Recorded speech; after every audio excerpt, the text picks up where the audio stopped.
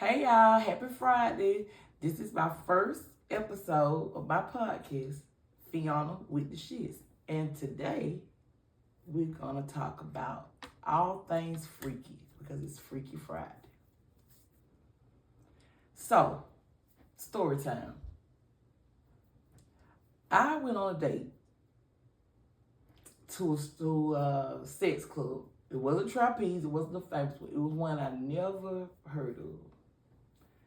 So I was talking to this guy, he was younger than me. He was like, would you be interested in going to a sex club? So I was like, sure. He was like, oh, I'm gonna do this, I'm gonna turn you out.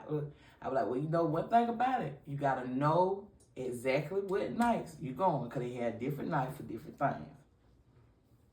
So this was on a Sunday. So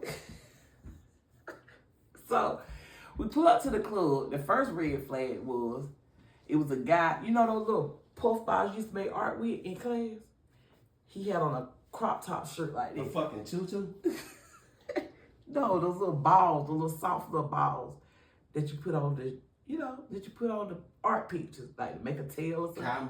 Cotton balls. And it was all different colors. I said, yeah, this finna be a catastrophe.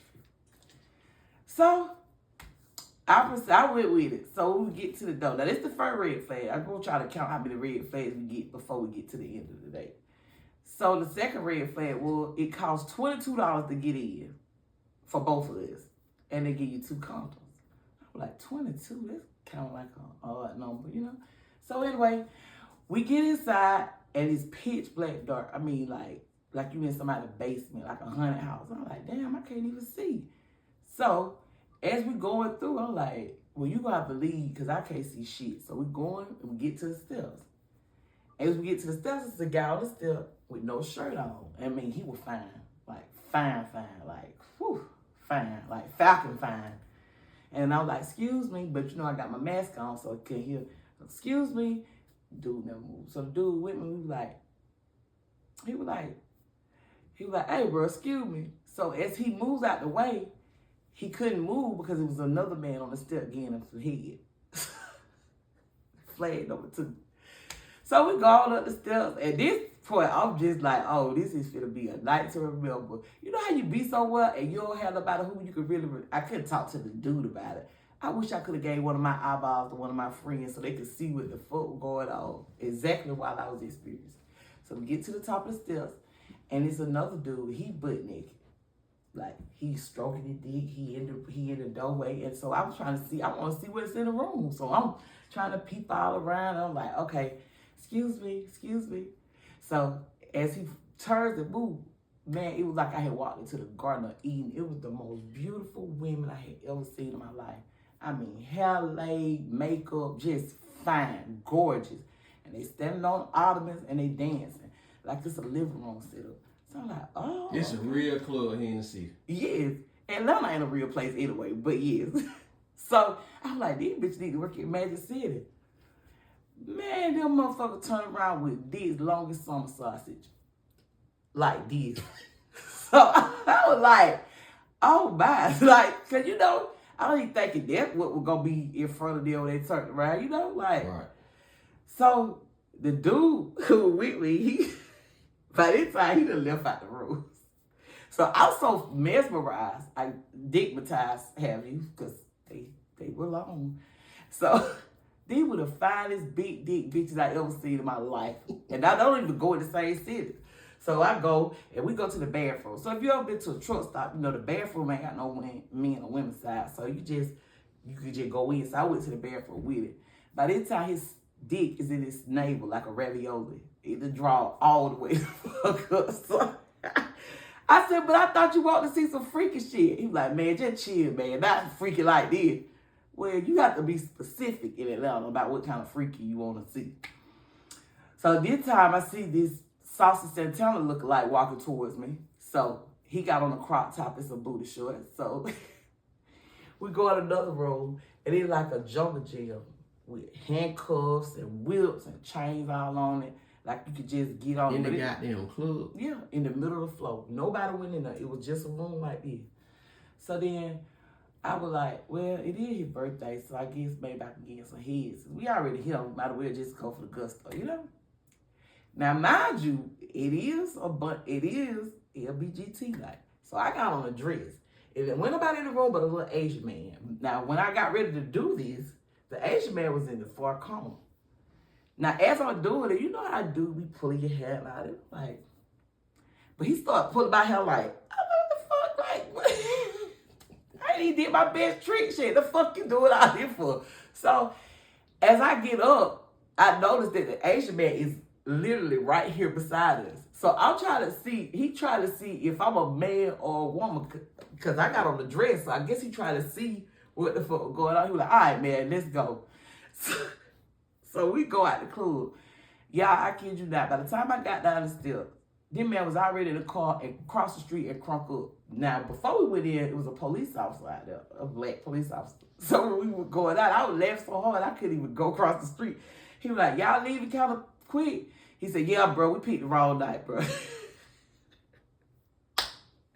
So, as far as freaky tales go, I just want to know, what makes a person freaky? You know? At different levels of that shit, though, anyway, so. Well, look, I think, so we've had this discussion before amongst my friends, to the level of freakiness, to the level of to being homosexual. I feel as though anything you do with the opposite sex is not gay. So I feel like if I stick my finger in my man's booty, that ain't gay. Gay. It's not gay because I'm a girl. That shit gay. Well, if that's the case, then it's gay when a man has anal sex with a woman. A booty is a booty. So you can't say that. So, I mean, that's not the same thing. You know what I'm saying? So we also had this discussion about what makes people approach people with certain stuff. Because lately, I've been approached multiple times about being in other people's relationships. Talking about like pilot shit? Pilot, yes. And I ain't opposed to it because whatever works for you, if it floats your boat, cool. But I mean, do I give out bisexual vibes? Like, why would you ask me to join?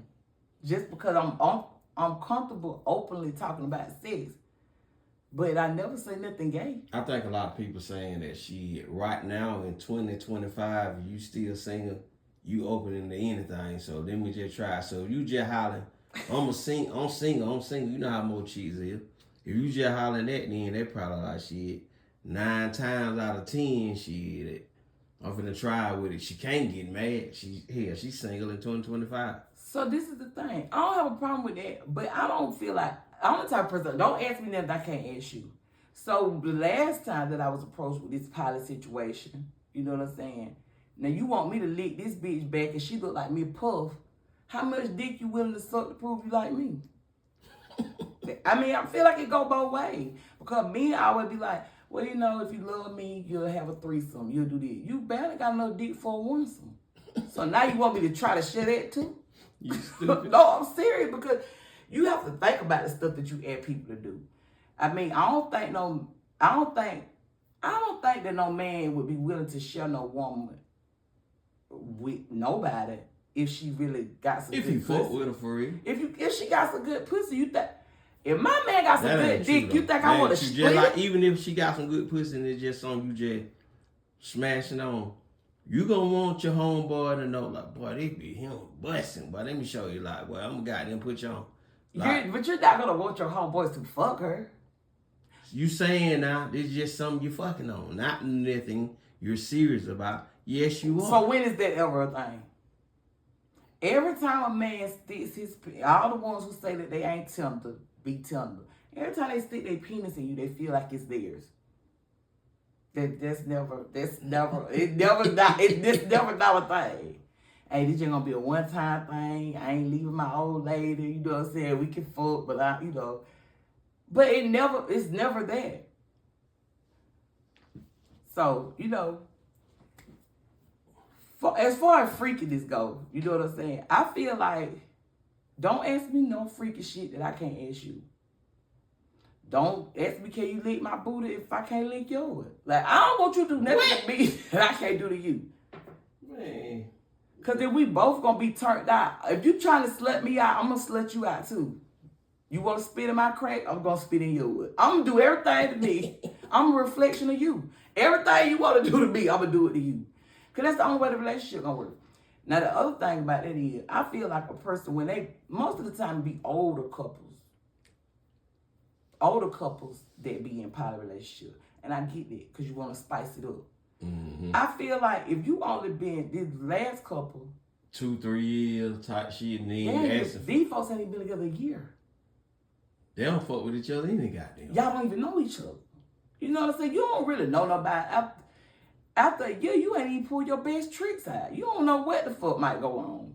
You don't know a person that, you're not.